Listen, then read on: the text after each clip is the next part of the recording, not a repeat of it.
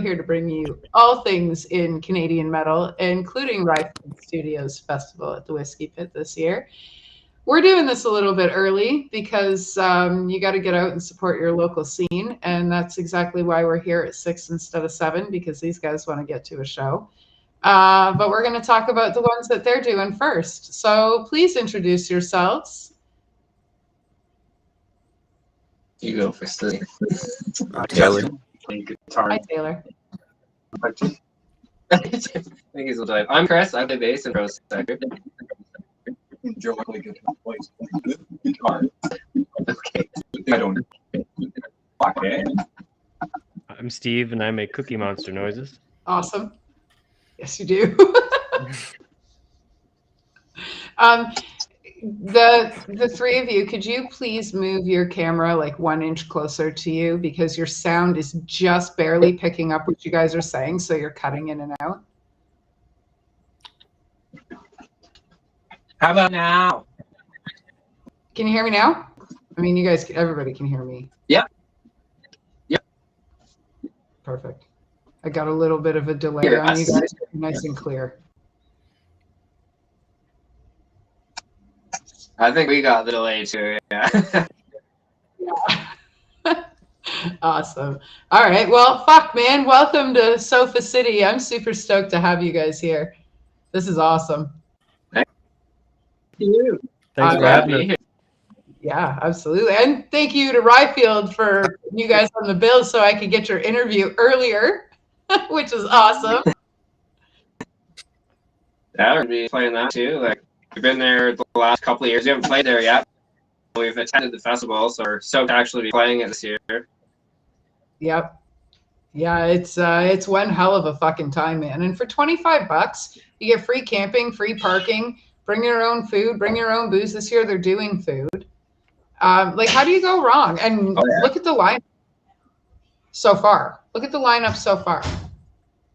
Right? It's insane. Yeah, and then they just added you. A close on that. It's definitely a lineup this year, so excited to be playing it. It just keeps getting crazier and crazier. When I saw that you guys, like, I've been holding in this interview for weeks, and when I saw you guys were on the bill, I was fucking stoked. I was so excited. You guys became one of my favorite. What's that? Sorry?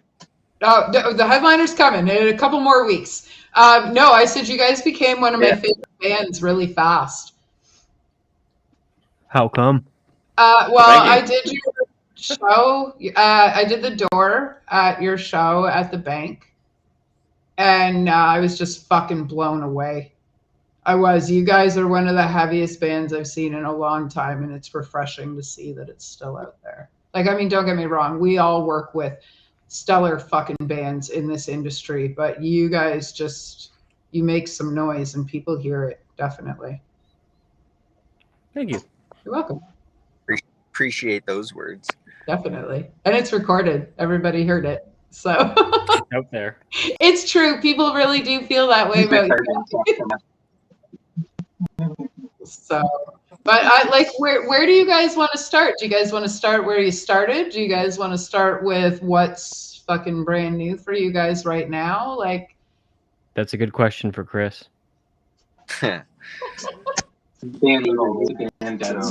dictates everything. No, we don't. Well, I guess like we got our EP out, our Impending. Check that out. We haven't. Yeah, that's our newest release.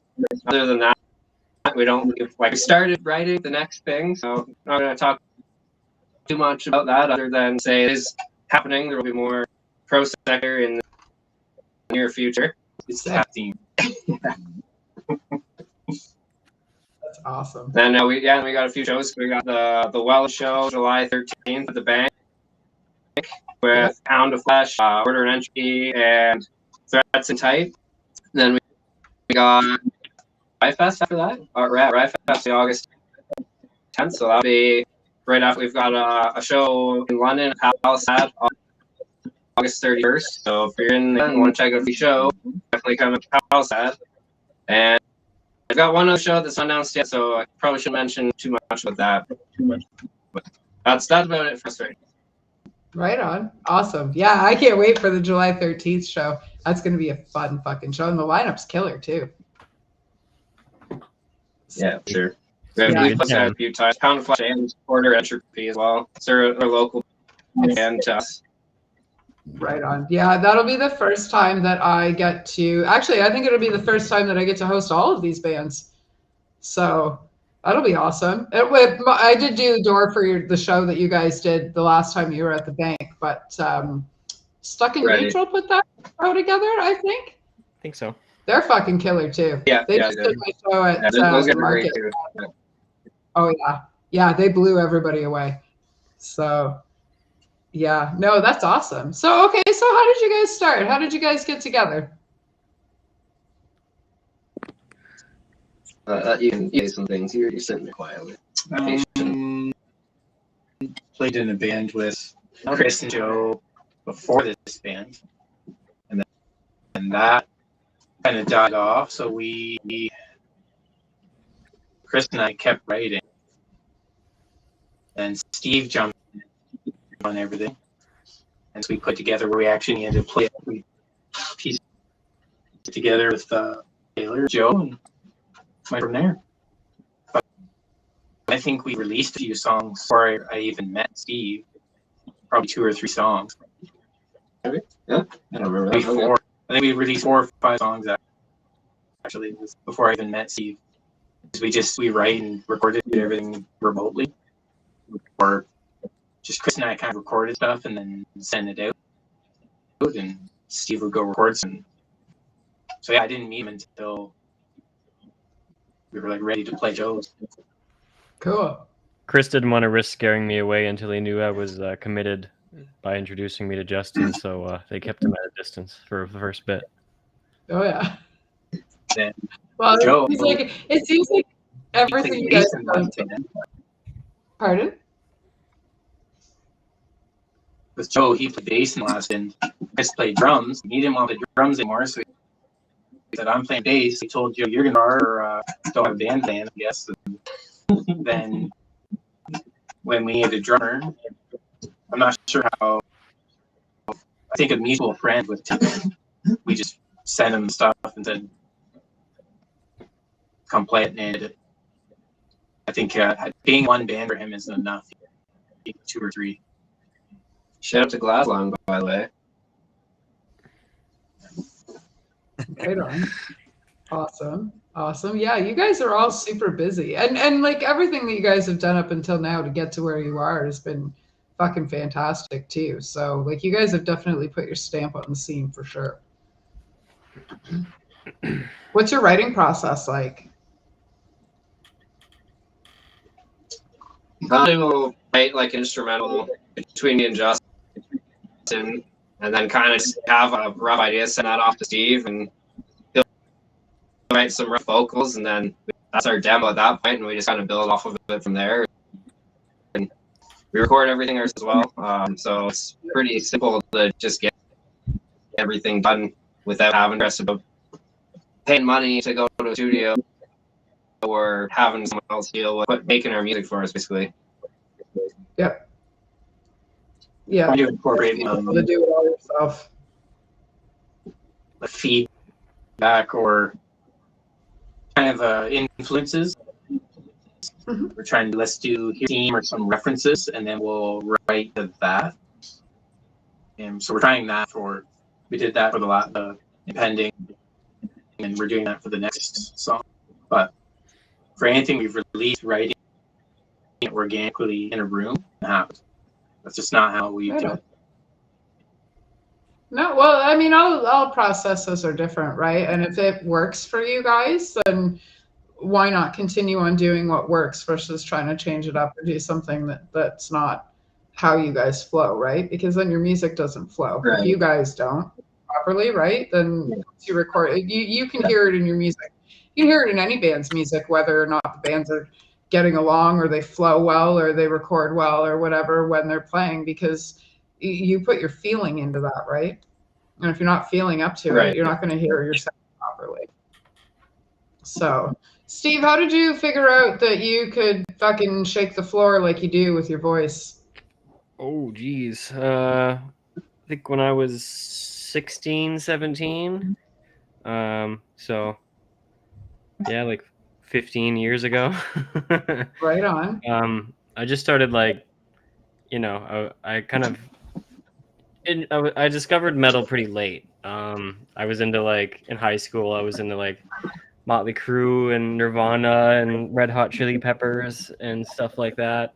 Faith No More, Yep. that sort of stuff. And then I discovered like Slipknot and the Black Dahlia Murder and stuff like that. And I just started, you know, I didn't know anything about technique or anything like that. I just started yelling in my car basically on my way to and from work, or when I was supposed to be working at Walmart, I'd be sitting in my car smoking a doobie and screaming along to the first, the first good Slipknot album, the 1999 one.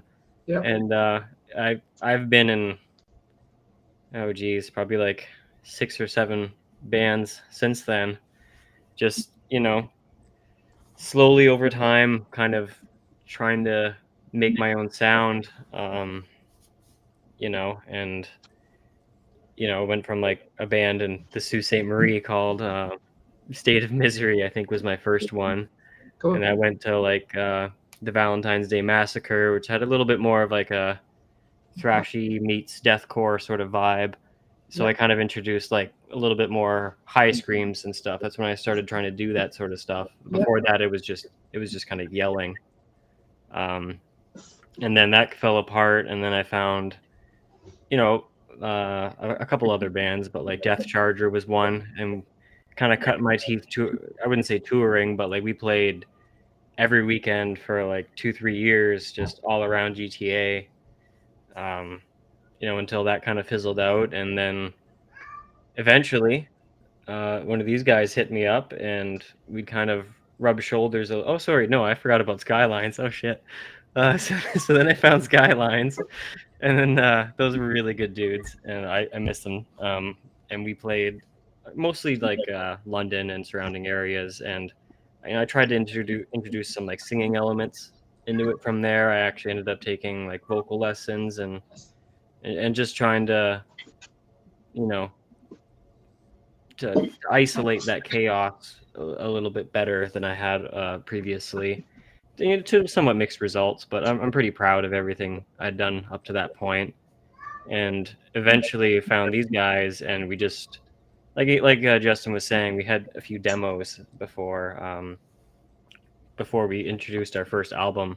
Right. And we kind of settled on like, I would call it like the Pro Sector sound, where it's like, it's a little creepy, it's really heavy, it's as slow or as fast as it needs to be. You know what I mean? And we're just trying to inject as much like feel and, I hate to use it again, but like creepiness into it. Like we all love like horror movies and that sort of vibe, and just trying to bring that across into our sound was really important. And I think we kind of found it with that first EP, Cause of Death, and we furthered it, in my opinion, with Impending, where, if I know nobody knows what I'm saying or reads the lyrics, but if you did, you'd see it's some pretty great subject matter if you're a fan of the horror genre. And we're kind of just continuing off that momentum right now, and it's been great. I've been loving the ride, loving the people.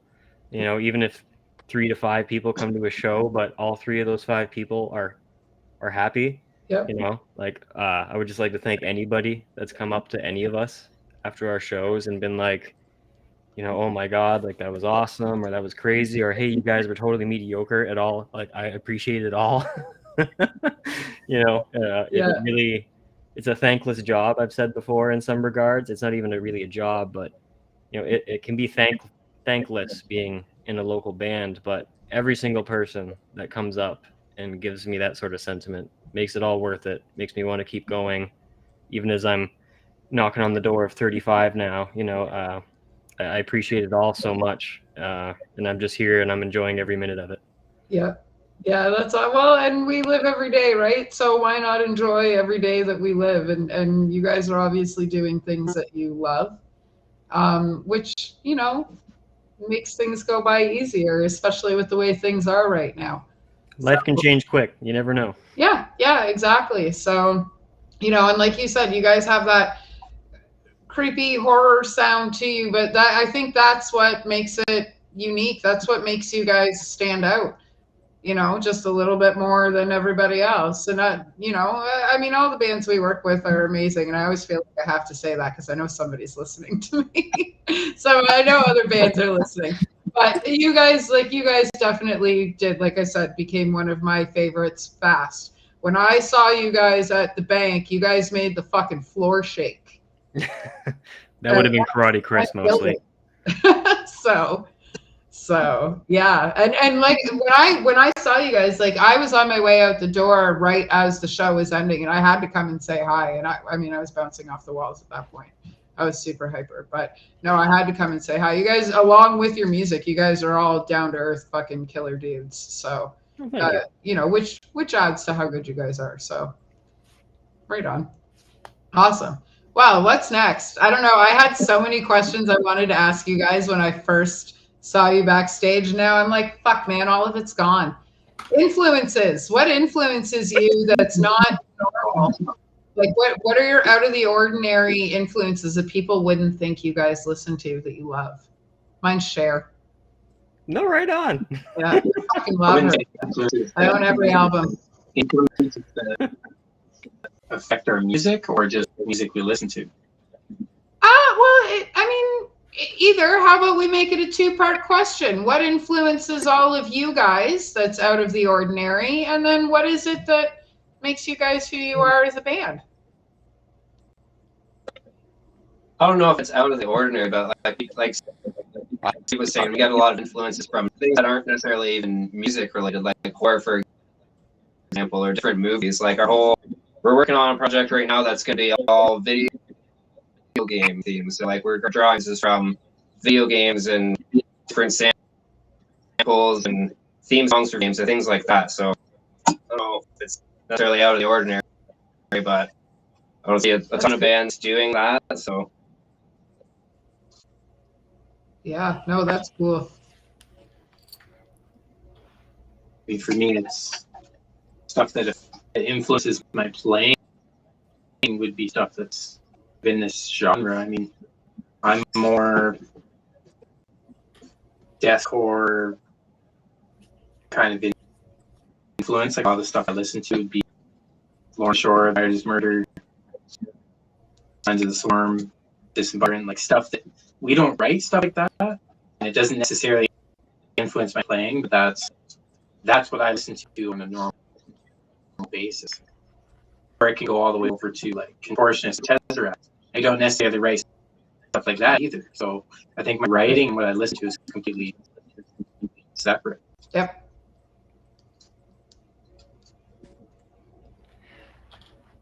yeah, I'm probably the same way. Like I like to listen to like Protest Hero a lot, for example. That's one of my favorite, but like I don't think my writing reflects that in any way necessarily. So I don't know. Some things I like doesn't mean necessarily I'm getting influenced with my writing. I'm like subconsciously, but I don't feel like I am necessarily. Right on. Yeah, I'd love to write What's your 10-minute songs, name? so we don't do that.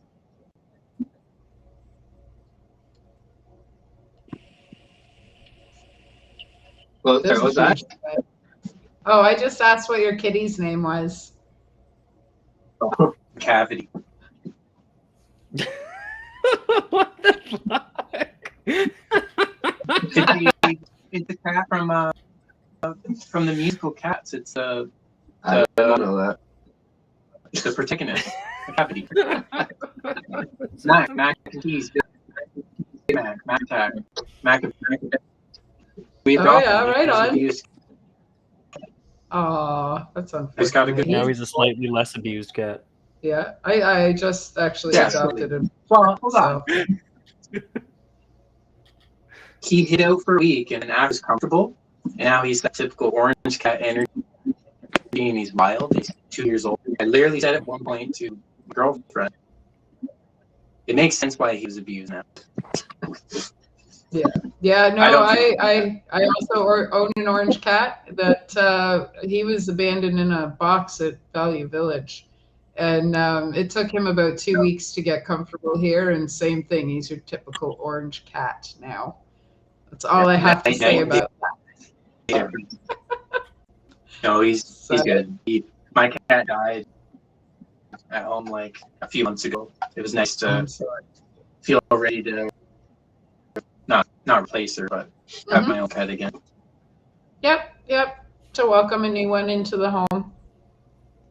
We foster older cats, and I just lost my 20-year-old in September, and he was the only cat in this house that was actually my cat. So I absolutely understand how you feel about being ready to have another one in the house.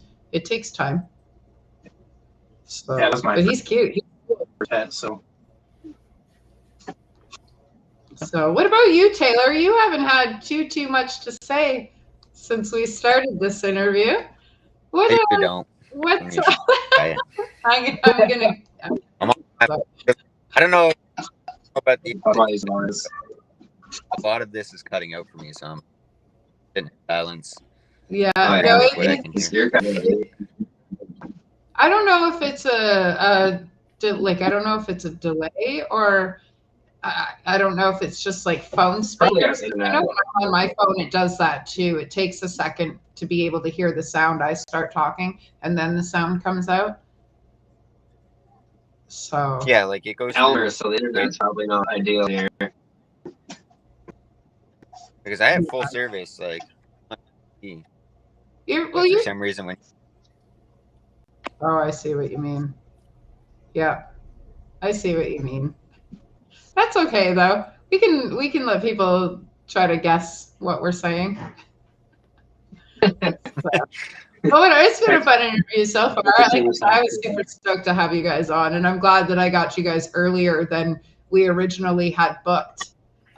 When Steph said she was releasing you guys today, I was like, oh, that's awesome, because that's like 3 weeks before I have them booked in for interviews. So that's cool. So right on. Well, where can we find you guys on social media? Where can we find all your merch and your music and stuff?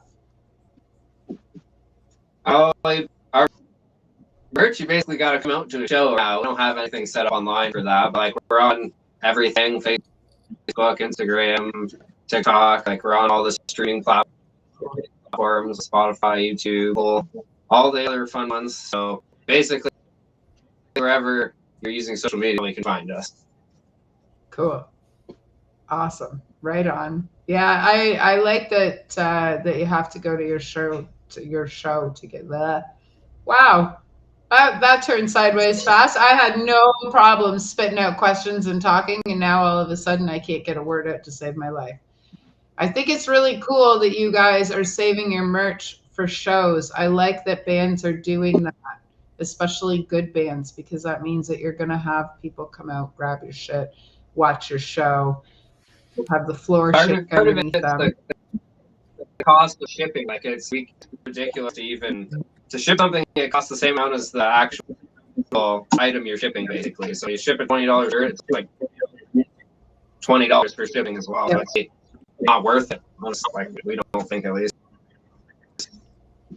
Yeah. Even merch trying to ship into the States too. Yeah. Oh, Yeah. Shipping between Canada and the States is ridiculous. So bad. It is. Now I can say I'm fortunate living in Niagara Falls. We can get PO boxes just on the other side of the border and pick things up, and it's a lot cheaper, right? Mm-hmm. But I still got to pay the fucking $10 to get over to the States and back. So is it really cheaper? Right? So yeah, no, it's you said you guys were in Elmer. Is that where all of you guys are right now? Right now, we are in Elmer right now. We call ourselves London, but none of us actually. Joe's from London, but we're in Elmer right now with Justin. There's from Tillsonburg, right? Somewhere around there, and then Steve's and Rod. So like we're kind of all spread out right now. Right on. Awesome. So do you what's your oh, that one's gone. I'm sorry, guys. I'm really sorry. Like I said, I had all these questions lined up, and then it was like, yeah, no. And this is again why I do this off the hop like I do. So all of it is genuine. You get to see all the mistakes. You get to see all the fuck ups. You get to see all the good conversations and stuff like that. So I don't know. I don't really know what to ask you guys. Who's your favorite superhero? Like, we got out all the stuff that we needed to, all the important stuff where you guys are playing and shit. But like, now let's get to know you guys. Yes, Ryfield. I said Rodney. Did you say Rodney? Yeah, I'm from Rodney. Oh, nice. Awesome. I couldn't afford a house in London, so I managed to scrape by and get one in Rodney. So that's where I've been based for the last 3 years. Is it quiet out there? Like, is it like until my music starts playing? I'm seriously probably the loudest one on the street. I'm sure my neighbors all hate me. I live in an apartment building, and I have a drum kit in my living room, so I understand. All right, on guys, you're gonna have to come out and party sometime. So, oh, nice. That's awesome. Yeah, superhero. What's your favorite one? Does Guts from Berserk count as a superhero? Because kind of. Sure. Is he your hero? Yeah, I mean, he's up there. Oh, well. Then, yeah, sure. Let's sure. Then yes. What about you guys? Batman. The answer. I love Batman. Batman's my favorite. I'm always a big fan of Spider. Yeah. Right on. What about you, Taylor? I'm your hero. Yeah, you're my superhero. I'm Chris's superhero.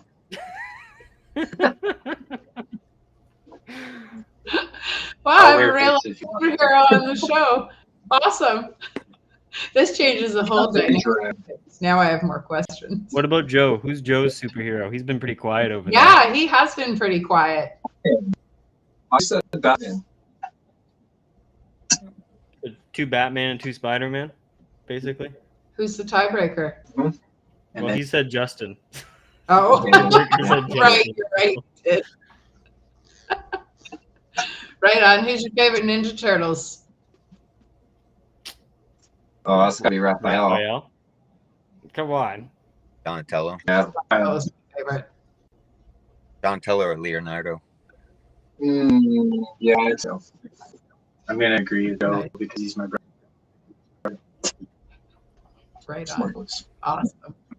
So, we did this show early tonight so that you guys could get out and support some more locals. Who are you guys going to see tonight? Polluted, Falls for Elderly, and another band I can't remember off the top of my head. It wasn't a band from. It's at Palisade though. Palisade 8 o'clock, I think. 3 shows. Go to that. Awesome. Right on. I got to interview Polluted a few months ago, probably close to half a year ago now, and they were fucking dynamite to interview. They were so fun. So yeah, that's right on. Yeah, they're cool guys. And Falls we played with them for at the Kill Room in Hamilton. So this skate park was there. Cool. Right on. That's awesome. What other fun venues have you guys played?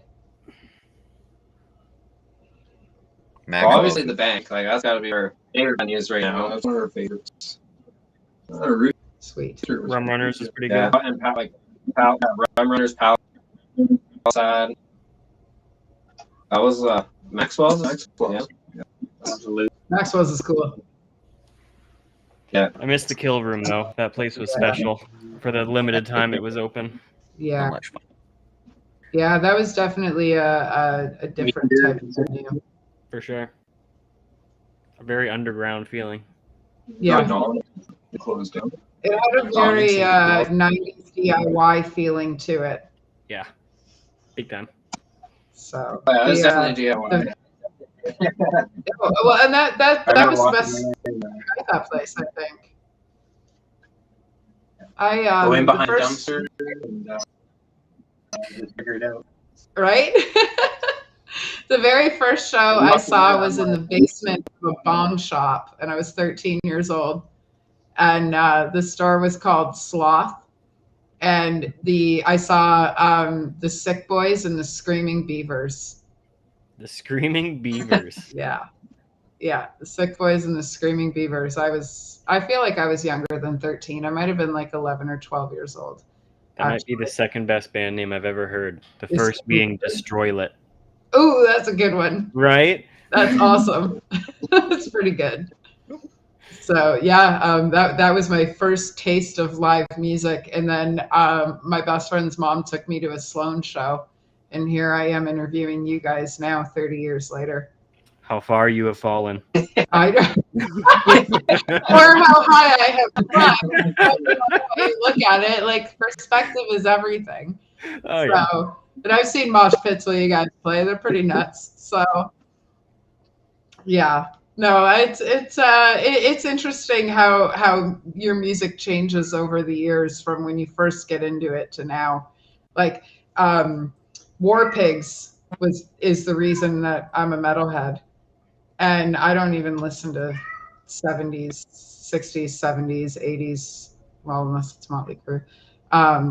Metal anymore. Now I'm like now it's all the indie super heavy, the heavier the better, and the more independent, the more you guys are doing it yourselves, the more blood that comes out of your own fingers, the more I want to listen to it, and the more I want to put it on anywhere I possibly can and have people listen to it. Like I really love that fucking raw energy that all of these bands, especially, bands like you guys, all the raw energy you guys have, because you're putting everything into it because it's what you got, right? It's all you got.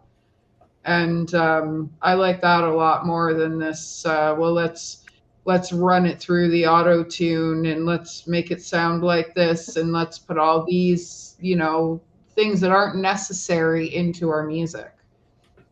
So Right. it's interesting how it changes over time. What were your first concerts?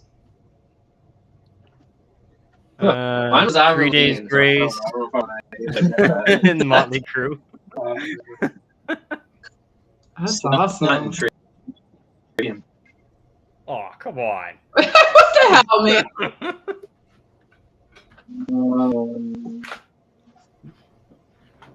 We got all day. I think that was my first heavy show. Was your first show though? Not your first heavy show. I don't remember. Give Joe a break. Any You gotta think show. back to like First the show. 1800s. Just think, what were the big bands in World War II? That's all you Yeah. Probably the Beatles for Joe. Yeah. Some stupid country band. I can't remember. Well, my first show was Sloan, so Many years ago. right on. You were probably asked to play ACDC. I wish. Sit by the camera, right? What's a band that every single person in the world loves that you guys don't? Protector. Oh.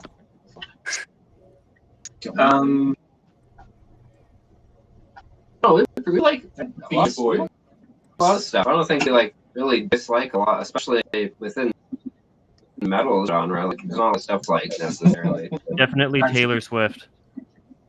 Thank you for that. Yeah, I'm on yeah, that trip. Yeah. That's fair. I don't like country.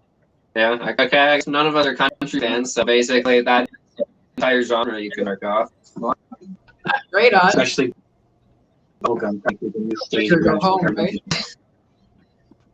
Yeah, I'm not I mean, there's a few songs here and there, but country is pretty much a write-off for me too. I Say don't know. country. I've thrown a few different types of shows, and I find that country is the most difficult. Karen says, you guys fucking rock. Thank you, Amanda and Pro Sector, for introducing my little guy to live metal music a couple months ago in Welland. Well, Kieran, you guys were fucking amazing to meet at the door, and July 13th, we're doing it all over again, so you should bring them out again. Hell yeah. Mm-hmm. Yeah, We're the one that definitely. brought the lanyard and a little bit of merch too. I remember I think so. I mean, there's their child there is pretty young, so we gave a bunch of merch because like we have our kids, and I was pretty pumped with that. So I'm like, take some free merch. You're young. This is. I feel like that Kieran might be it. His little guy was maybe 3, 2 or 3. He's That might like have you then. I remember little. He's very little. So hopefully Kieran's still watching. Hey, How old his little is. So, Learn from Christianity. handed him a bunch of When merch. they're young. Here you go. that's awesome. That's awesome. And that's how we pull them in, right? He says he protects that lanyard with his life, and I've tried taking it. I just handed them all out, and I said, just pick the color you want. Bring your kids to a show, then you just gotta treat kids like, our own. So we get. Yeah, no, I get it. I got an 11-year-old and a 13-year-old, and their first shows were Slipknot and Iron Maiden. So, That's awesome. yep. We don't. Those were their first shows, but the first bands that both of my kids saw live were Fear and Centuries of Decay. Because those were the bands that opened up the Iron Maiden show and the Slipknot show at the River Bar. So that was their first taste of music. So that's really cool that you guys did what you did for Kieran and gave his kids some merch, because you guys are the band that he's going to talk about when he's 40 years old that caused him to have the musical history that he will have. Right? So that's awesome. That's fucking cool that you guys did that. So, right on. Well, I won't keep you guys. Daughter said our band her favorite band. My daughter says our band's her favorite band, and Cruel Intent as well. And coincidentally, Paul's been filling in shows with us while Steve's healing. So I keep telling her, hey, we're playing a show and Paul's filling in. Your best friend, Paul. And she wants to call him and say good luck on your show today with my dad. It's just funny. Yeah. It's a good feeling when your kids want to be involved in stuff like this. And it is. It's a great feeling. And it's fun when they get to be a part of the show and be a part of the things that you're doing. For my kid, it's Derek Nelson. He recorded her singing Jelly Rolls Save Me, and now he is her favorite person, and he will always be her favorite person. So yeah, no, that's killer. That's awesome that you guys all have your kids involved too. Are all your kids super small? It's just these two guys have kids. The rest of us don't have kids. We all got pets instead. That we know of. 3 and 4. Yeah.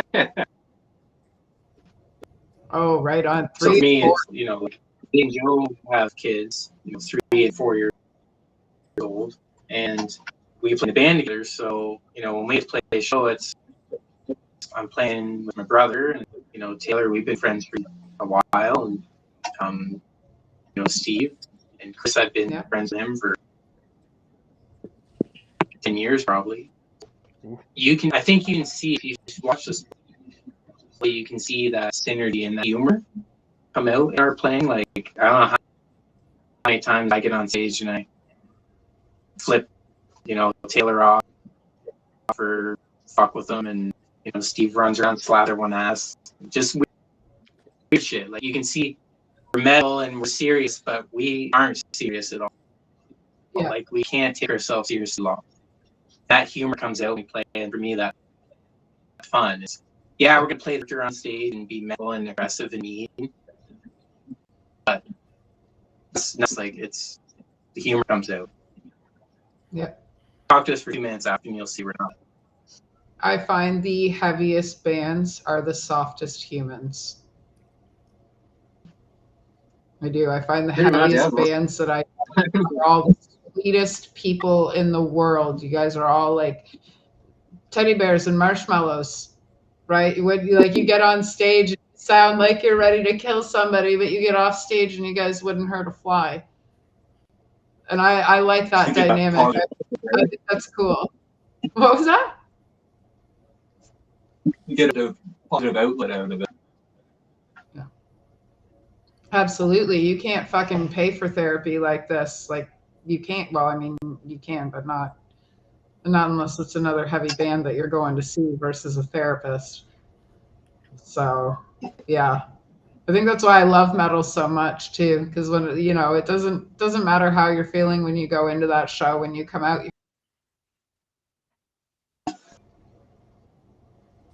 definitely. Well, I won't keep you guys too much longer because I know you guys are getting out to support some more locals, and that's important because that's how we keep our scene alive, along with bringing our kids to the shows and, you know, introducing them to what we love to do and the people that we love and the bands that we watch and stuff like that. We really are a huge community, or a huge family versus a community. And I love that about the metal scene. So that's right on. Well, we can find you guys on all the socials. We can find you guys at Monster Evening of Metal on July 13th at the Bank in Welland. You guys are playing Rye Field, and I'm so fucking excited. That's August 10th, $25 a ticket, free camping, free parking. You're fucking missing out if you're not there. We won't miss you, but you'll be missing out. That's for fucking sure. What else? You guys got fucking killer music all over the place. If we want your merch, we got to go to your shows. Support your fucking local scene, because we don't get to do the things that we do if you guys don't get out there and support everything that these bands are doing, and myself included. You know, we all got to be there. So that being said, I have no idea who we're interviewing on Thursday.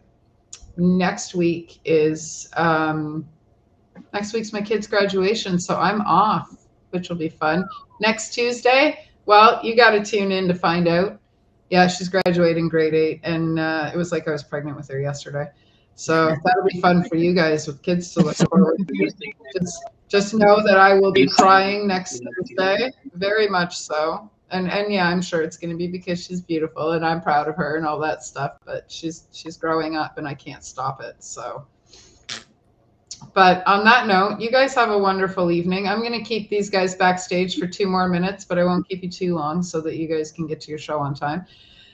We will see you on Thursday, most likely. Keep your eyes open for all the shows that we have going on. We have lots of stuff coming up. My next one is Dive Pub with Order and Entropy and Damn It Goldie on June 27th. We will see you there. It's $15 at the door. I will see you fabulous motherfuckers on Thursday.